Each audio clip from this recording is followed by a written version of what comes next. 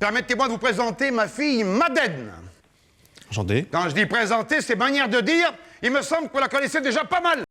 Salut, c'est Sai et aujourd'hui on se retrouve pour une nouvelle analyse de personnages consacrée cette fois-ci à Madeleine dans Kaamelott. Alors cette vidéo n'était absolument pas prévue car je ne pensais pas avoir suffisamment de choses à dire concernant ce personnage. Mais il y a 3 raisons pour lesquelles j'ai finalement choisi de faire cette analyse. La première de ces raisons, c'est un commentaire que j'ai reçu il y a quelques jours de la part d'une maman qui m'expliquait qu'elle avait appelé sa fille Madeleine après avoir découvert ce prénom dans Kaamelott. Et cette maman m'a demandé s'il était possible que je consacre une vidéo à ce personnage, malgré le fait qu'il y ait certainement peu de choses à dire la concernant. Cette vidéo est donc un peu mon cadeau de Noël en avance pour le premier Noël de la petite Madeleine au sein de la grande famille Kaamelott.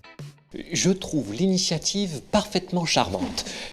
Mais cette vidéo va aussi me permettre de répondre à plusieurs questions qui reviennent sans cesse dans les commentaires. Car la deuxième raison, c'est tout simplement qu'il est temps de répondre une bonne fois pour toutes à tous les gens qui croient encore que Madeleine a eu un enfant avec Arthur. Ça peut paraître évident pour bon nombre d'entre vous, mais croyez-moi, je reçois des commentaires en permanence qui affirment qu'il y a une incohérence avec Madeleine. Ça prouve simplement que beaucoup de gens n'ont pas vu le livre 5, et justement il faut qu'on en parle, car le film Kaamelott approche à grands pas, et je pense que c'est important que vous ayez tous toutes les cartes en main lorsque vous irez le voir au cinéma.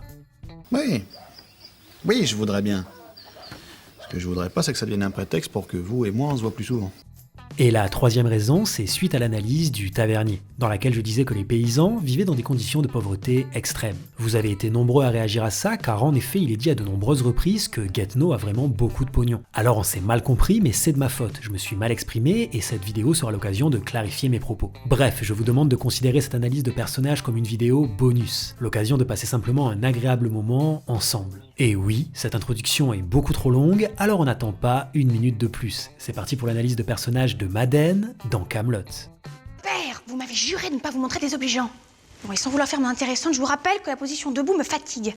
Bien, Madeleine est la fille du paysan Gatineau et de sa femme Vouga. Elle apparaît uniquement dans l'épisode 43 du livre 1, la coccinelle de Madeleine, même si on reparlera longuement d'elle sans jamais la revoir au cours du livre 5. Mais on verra ça un peu plus tard dans la vidéo, car pour l'instant on va déjà se concentrer sur le livre 1. Interprétée par Barbara Schulz, Madeleine nous apparaît comme une jolie jeune femme souriante et spontanée, avec qui Arthur aurait eu une aventure au cours d'un bal. Lorsqu'elle se présente à Kaamelott aux côtés de son père, elle est enceinte, et ce dernier semble persuadé qu'Arthur est le père de l'enfant. Mais devant Gatineau, Madeleine affirme que c'est faux, sans pour autant nommer le véritable père, sous prétexte que ce serait un homme marié avec une très bonne situation à qui elle ne veut pas causer de soucis. Oh bah, roi de Bretagne, c'est vrai comme situation, c'est pas dégueulasse. Vous allez me lâcher? Oui, je vous dis que c'est pas moi. Je vous dis que c'est pas lui. Pourtant, à la fin de l'épisode, elle dit clairement à Arthur que c'est bien lui le père. Ce dernier semble ravi et lui propose même du pognon, qu'elle refuse car son père en a jusqu'au nez du pognon. Ouais, on va aussi en reparler un peu plus tard dans la vidéo. Bref, Arthur finit par lui offrir une dague avec laquelle il a apparemment égorgé un chef ostrogoth. Alors ce n'est pas la même dague qu'il utilise dans le livre 6 pour égorger le chef ostrogoth et devenir Dux Bellorum. Mais pour ma part, je pense qu'il n'avait juste plus la dague sous la main lors du tournage du livre 6. C'est simplement un clin d'œil, une référence pour les fans, dont il n'y a pas grand chose à dire de plus et qui permet simplement de bien rattacher le livre 1 au reste de l'histoire. Un petit cadeau pour le bébé. Vous mettrez dans le berceau, regardez. Un petit souvenir de son papa, j'ai égorgé un chef ostrogoth avec. Comme vous pouvez le voir, il n'y a pas grand chose à dire au sujet de Madeleine dans le livre 1. Et en même temps, je pense qu'au moment où le livre 1 a été tourné, Alexandre Astier lui-même ne savait pas forcément ce qu'il allait en faire par la suite. Ou même s'il allait en faire quelque chose d'ailleurs. Pourtant, le personnage de Madeleine va devenir extrêmement important au cours du livre 5. Car si dans le livre 1, on voit la situation du point de vue de Kaamelott, et bien dans le livre 5, on va voir ce que ça signifie du point de vue du monde paysan. Donc ce n'est pas Madeleine en tant que personnage qui va nous intéresser, mais plutôt ce qu'elle représente. Ça représente ce que vous gagnez, d'accord? Ouais. J'aime pas bien ça, mais... mettons. Bon.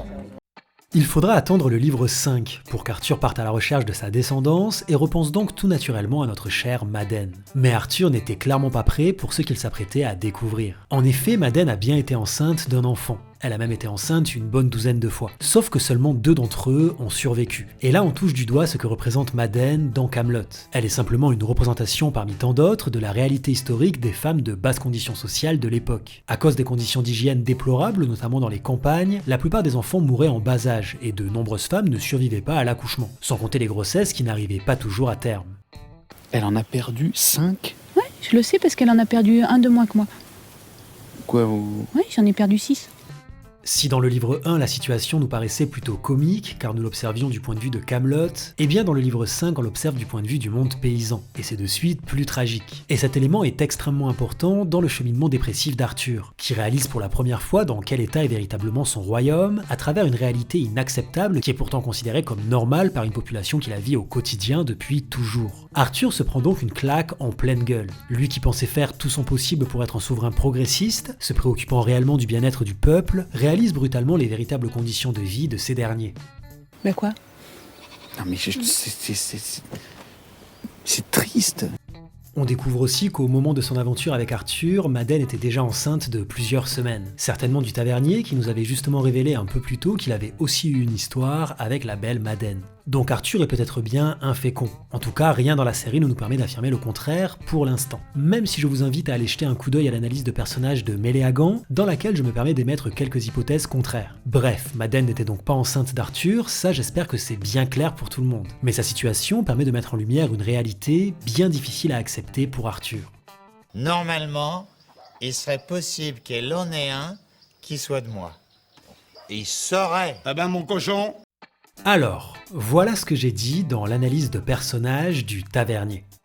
On a d'un côté Getno et Ropart, qui représentent la grande majorité de la population. Ils vivent dans des conditions de pauvreté extrêmes et n'ont donc rien à perdre. C'est pour cela qu'ils ne ratent pas une occasion de se révolter pour tenter d'améliorer leur situation. Suite à ça, vous avez été nombreux à me répondre, à juste titre, que Getno avait du pognon tout le tour du ventre et qu'on ne pouvait donc pas vraiment parler de pauvreté. Vous aviez raison, c'est plutôt le terme précarité que j'aurais dû utiliser. Une situation précaire, c'est une situation qui manque de stabilité. Or, la mortalité infantile est justement l'une des conséquences de cette précarité. Malgré leur richesse pécuniaire, les paysans n'ont pas accès aux mêmes soins qu'à Camelot. Les conditions d'hygiène sont déplorables et je ne parle même pas de l'éducation. Si aujourd'hui l'argent permet d'avoir accès à tout ça, ce qui n'est pas forcément une bonne chose non plus au passage, eh bien à l'époque c'était uniquement votre condition sociale qui vous assurait ou pas d'y avoir accès. À Camelot, même si les caisses sont vides, tout le monde a accès à une salle de bain. Tout le monde semble manger à sa faim et tout le monde peut se faire soigner, notamment par Merlin. Je pourrais continuer à parler longtemps de la précarité du monde paysan, avec par exemple leurs conditions de travail, mais je pense que vous avez compris le message. Vous allez encore vous plaindre que nous autres paysans on travaille trop, on se lève tôt, alors que vous en foutez pas une rame du soir au matin. Mais alors, pourquoi Arthur devrait être impacté par ça? Après tout, c'est simplement la réalité de l'époque. Eh bien, d'une part, on voit bien qu'Arthur ne semblait pas être réellement au courant de cette réalité, ce qui illustre pas mal une certaine caricature d'un gouvernement déconnecté du reste de la population. Mais aussi et surtout, souvenez-vous du livre 6. Tu sais ce que c'est? Leur pouvoir secret? Non. Ils ne se battent que pour la dignité des faibles.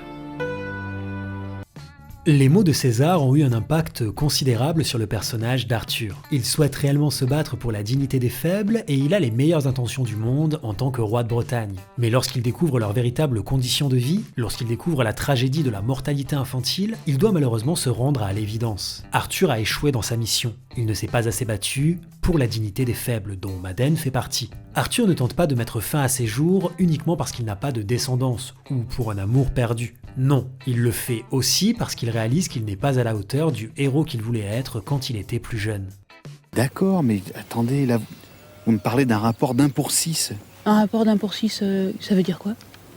Je veux dire qu'il n'y en a vraiment pas beaucoup qui survivent. Si j'ai voulu faire cette vidéo, ce n'est pas uniquement pour faire plaisir à la petite Madeleine qui vient de naître. Surtout que mon cadeau va lui être aussi peu utile que la dague offerte par Arthur. Bien que ça me ferait sacrément marrer qu'elle vienne écrire en commentaire sous cette vidéo dans plusieurs années. Bref, si j'ai fait cette vidéo, c'est aussi pour vous encourager à voir ou revoir les livres 5 et 6. Ça fait maintenant un peu plus de 2 ans que je lis vos commentaires et j'ai constaté que pas mal d'entre vous n'ont vu que les 4 premiers livres et ont lâché l'histoire en cours de route. Et comme le film Camelot approche à grands pas, et oui, c'est dans moins d'1 an maintenant, il fallait qu'on en parle. Oui, ça se sait, ça se sait, ça. On a tous découvert Camelot à la télévision en regardant des épisodes de temps en temps et parfois même dans le désordre. Mais je vous assure que ça n'a clairement pas la même saveur quand on se fait l'intégrale à la suite. Pour ma part, le livre 5 est de très très loin mon préféré, déjà parce que je trouve que l'histoire et les personnages gagnent en profondeur, et aussi parce que contrairement à ce que certains pourraient croire, c'est avec le livre 5 que je me marre le plus. On a des acteurs comme François Rollin ou Alain Chabat, entre autres, qui nous offrent des performances exceptionnelles. Et je ne parle même pas de Pierre Mondy dans le livre 6, qui interprétait peut-être le meilleur César que j'ai eu l'occasion de voir. Des pleines cagettes, il y en a. Mais une fois de temps en temps, il en sort un. Exceptionnel. Un héros, une légende.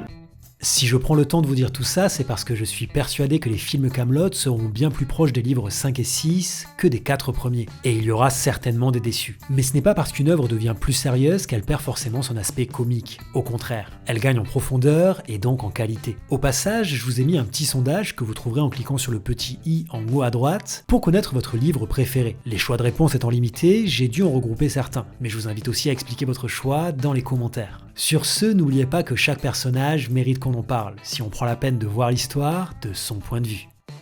Je suis vraiment désolée du remue-ménage. Hein. Vous savez comment c'est les paysans? Mon père, il est plus têtu que ses bourriques. C'est déjà la fin de cette petite vidéo bonus, j'espère qu'elle vous a plu. Si ce n'est pas déjà fait, pensez à vous abonner et il faut aussi cliquer sur la cloche pour activer toutes les notifications. Sinon vous ne serez pas tenu au courant de chaque nouvelle vidéo et ce serait quand même bien dommage. Je vous rappelle que vous pouvez soutenir la chaîne financièrement, que ce soit en me faisant un don sur Tipeee ou en regardant des publicités sur Utip. Vous trouverez tous les liens dans la description et pareil pour Twitter, Facebook et Instagram. Merci aussi de laisser un pouce bleu et moi j'ai hâte de vous lire dans les commentaires. Sur ce, joyeux Noël en avance à la petite Madeleine et moi je vous dis à très bientôt sur la chaîne SciPlay. Si, vous vous êtes approché de moi, vous avez délicatement saisi une coccinelle dans mes cheveux et vous m'avez demandé si c'était ma sœur. Yeah. Ah, c'est vrai que c'est joli. C'est nul! Zéro!